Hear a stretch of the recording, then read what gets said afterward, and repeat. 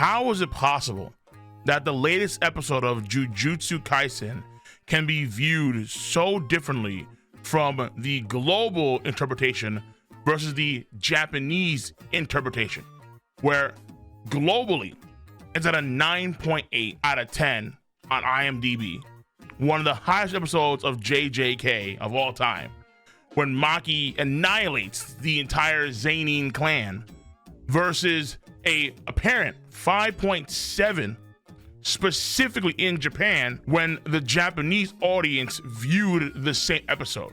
How can there be such a drastic difference? And there's a few reasons that are, I think, quintessential, but it kind of boils down to essentially sensibilities. Everything just boils down to that one word. The global sensibilities of what is considered to be quality content, or what folks can handle globally, is different than, let's say, what folks in Japan at times. And it's not to say that, let's say, high octane fights are not appealing to Japanese audiences. No, of course not. But it's how they're done in terms of how they're depicted, how they're orchestrated, in terms of the choreography, in terms of the lead up to it when it comes to the character notes, how important they are. These are the same, keep in mind that last episode, which was not viewed that highly at all by people globally, the one where you meet, the one where Tengen explains the culling games and so on and so forth, that was viewed pretty highly by Japanese audiences, but not so globally. And again, it boils down to that same word. The sensibilities of the audiences are different in some respects.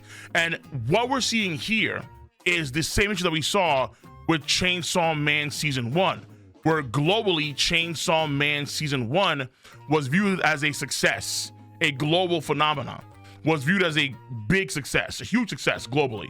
But within Japan, it was not viewed the same way, not even close, to the point where the director of Chainsaw Man for that season had to step down. And then you see the updated animation quality with the Chainsaw Man, the Rize arc movie. Japanese audiences do not like the direction that they took this episode of JJK, even though it was so well received globally. Now, when I was watching it myself on Patreon, because if you don't know, I do reactions to all this stuff on my Patreon, and there should be an edited video on my Cole reaction YouTube channel right now for this episode of JJK, because I enjoyed it thoroughly. But there were some things that I thought were off. Not to where it would like go down to a 5, of course not.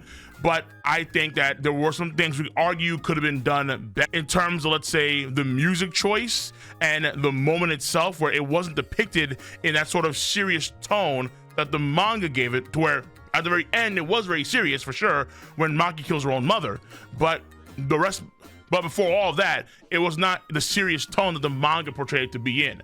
It was a way more Kill Bill, a way more cathartic type of slaughter of the Zenin clan compared to the manga version, where it's hard to say that it was like an Itachi level serious, like Itachi wiping out the entire Uchiha clan, but it was definitely more serious than the anime version. That's undeniable. But also in terms of context, from the manga version to the anime version, some things were missing. Normally animes leaving out anything from the manga is not a good thing. And in this case here, the Japanese audience is kind of maintaining frame.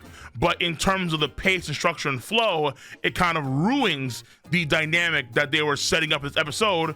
And the episode probably would have been perceived to be worse by global audiences if they had done it by the book bar for bar with the manga. So let me show you. So in the anime, we have this moment right here where we have Maki versus her father, and Maki takes out the cursed tool, the dragon blade, right? This is the masterpiece of a guy named Juzo. And then you see her father do this thing called the secret art falling blossom emotion, and then from then on they just start fighting. Like they just literally start throwing hands immediately, and then Maki loses that fight. But in the manga, they actually add context as to what these things are. Secret art falling blossom emotion. The domain countermeasure falling blossom changes when used in a sword standoff. It covers itself in cursed energy to attack anything it comes in contact with. Mine was spared as a bargaining chip in case of an emergency and to combat any unknown cursed tools in Maki's possession. Aware of the contingencies at play, the Ogi plan to unleash a single mighty blow. Meanwhile, Maki wields Juzo Gojo Kamiya's masterpiece, the cursed tool known as Dragon Bone. And you can see the guy in the background, the guy in season 1 of JJK who wanted to make Gojo a rack. It accumulates force and cursed energy and ejects them out of the back of the blade in accordance with the user's will. Maki then thinks to herself, I'll take advantage of the fact that he's unfamiliar with the cursed tool's ability and feign entering a single strike duel while intending to strike a second or third time. So you can clearly see the glaring difference between the manga version and the anime version. In the manga version, it is a strategic breakdown of what they're doing and what Maki intends to do before it happens, before she fights against her dad and loses that first bout. But in the anime, again, they just start throwing hands. Some other differences between the anime manga version is that in the anime version, you see the room where Ogi throws Mai and Maki into. And it's like a dark room, very sinister. You don't really see anything at all. You see just the blood around. All you see is a trail of blood, and then you just hear growling and snarling and so on and so forth. But you can see in the manga version, it's depicted kind of differently, and then you can actually hear distinct things that the cursors are saying. Like you have one saying, I'm sorry, another one saying, daddy's gone, another one saying, one child's ticket please, another one saying, how about next week, upsy daisy, yeah, I'm fine, squeeze it vertically, things of that sort. So you can see like the murmuring of the second grade cursed spirits just yapping in the darkness, just kind of really adding to that intense and sort of horrific scene of the curses that are all around Maki and Mai as they're on the verge of death. Something you notice here too is that when it comes to the amount of blood that's used between the manga version and the anime version upticks it by 11, where you see in this scene right here, in the anime version, the blood pool is all around Maki and Mai, but you can see in the manga version, there is no such thing. The blood came in like the previous panel, where you do see the blood around Mai's face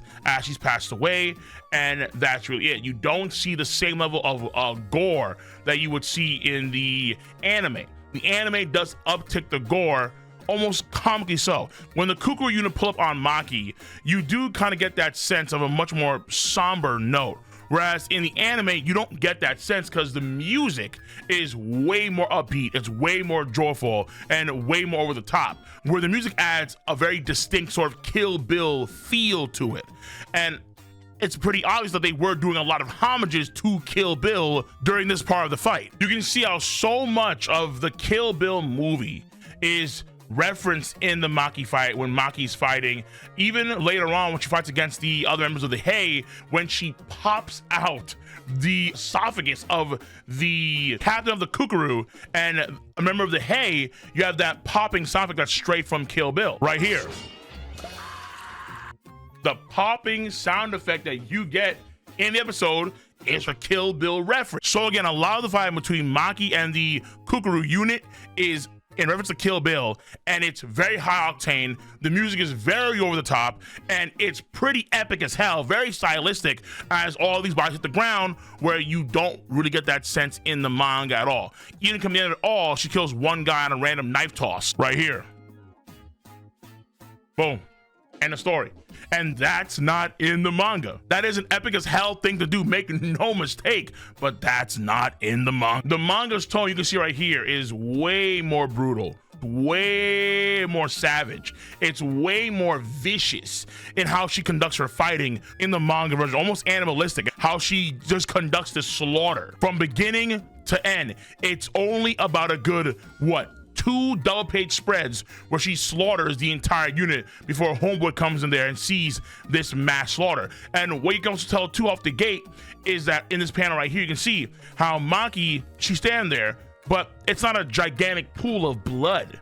Whereas in the anime version, you can see how it is a legitimate pool of blood that she creates all around her when she slaughters this entire unit. This is Kill la Kill levels of just ridiculousness about how much blood there is in this area. So much so that later on in the episode, when the old guy attacks her, remember the Hei, she's damn near drowning in it. Like, look at that. You can just see, like, Maki is just damn, Maki is drowning in blood that she created when she weathered the whole unit. But in the manga, the arms simply come up and then just smash together and that's it, but she's not dead. Let me zoom in for reference here. You can see just how simple it is. In the manga, she's in the sky, the hands come up out of the buildings, and then they just try and kill her with the press. That's it. Very simple and straightforward. But in the anime, it's so over the top and it's so much blood that once the hands start to press together, it becomes like a shockwave of blood in the entire area. Like look at that. Like, you see how different it is compared to the manga version? I can go on and on. The things that are different between the manga and the anime, and there are some key differences. And the anime does make it a lot more cathartic, for sure. I mean, at this point in time, a harmonica is playing. A literal harmonica is playing as the hands rise up. Just a pool of blood around Maki. She's almost dying, drowning in this pool of blood that she just created. And then you have this crazy blood shockwave that goes off like the entire clan headquarters. Even the meme with Junichi, when Junichi is doing this right here, when he's just walking slowly over to Maki about a devastator, at least in his mind, that's what he thinks, right? That meme moment you don't see in the manga. Now, the Viz have a sketched out version, they have a rough draft version of this. I have no idea why, but either way, you can see how he's sprinting his ass off to get to Maki before she breaks Ranta's eye pressure curse on her, right? So the differences between the anime and manga are very apparent. But now here comes that one key word, the sensibilities. When you think about so far, the differences I've shown you between the anime and the manga, it's very apparent that they have to change up a lot of the pace and flow of the anime in order to match what the manga was doing, particularly when it came to the internal dialogue and the narration that Gege gives us when you have Maki fight Ogi, when you have the reveal of her cursed sword that ties into the guy that wanted to make Gojo a rack, and then you have her father's move that ties, let's say, Mei's move with the whole like sword domain thing. But the idea is that that kills the flow that they were going for. The flow was clearly focused on high octane action, which they deliver spot on. A lot of times you have to consider the idea when you're watching, let's say, an adaptation of a series.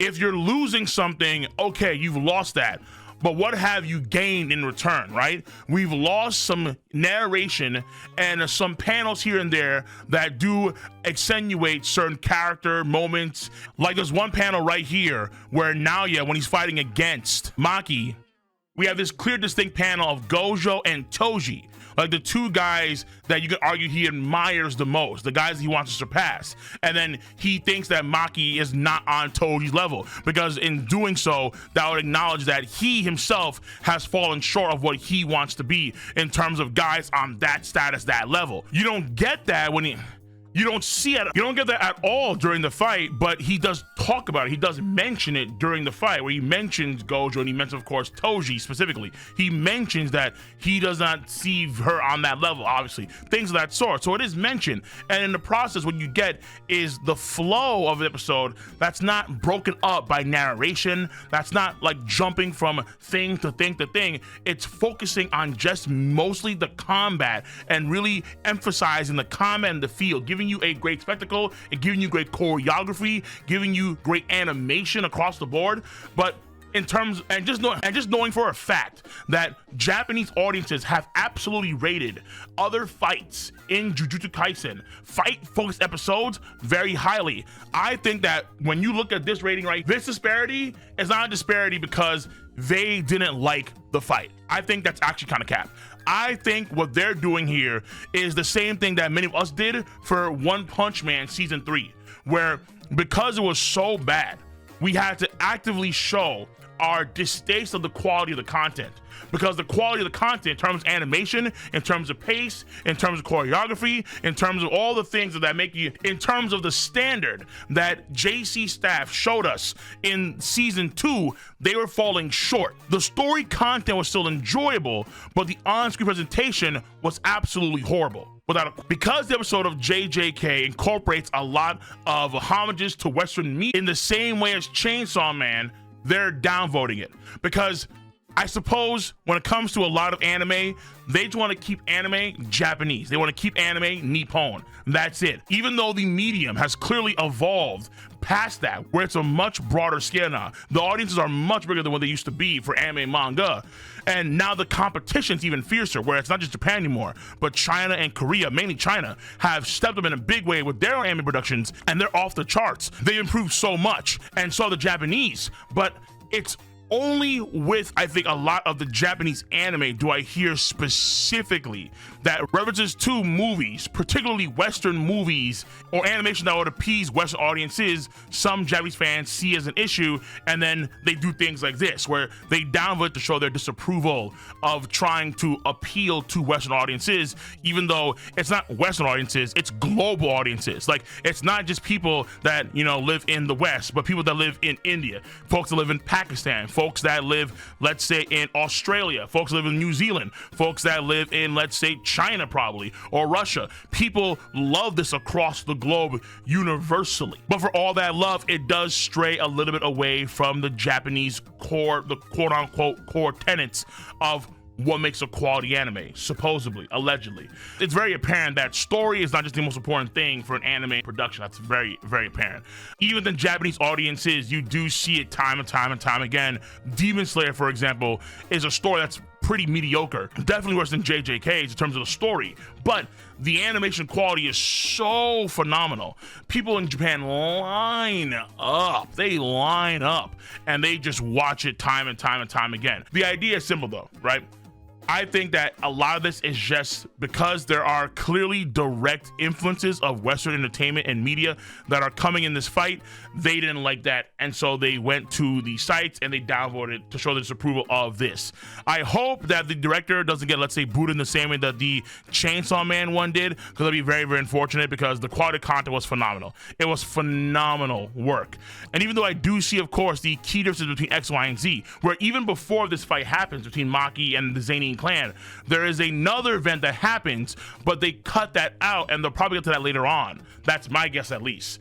But again, things were changed and altered, which is unfortunate in one sense, but then what do you gain in the other sense? It's like the One Piece live action, where they change and alter things from the canon manga and the anime quite a bit, but what do you gain in return? And in that same sense here, what we got for JJK, one of the best fights of the year. One of the best fights of the year. It was a fantastic, it was an amazing show. Jaw-dropping, phenomenal episode that Mappa delivered with Jujutsu Kaisen Season 3, Episode 4. No doubts about it. Zero.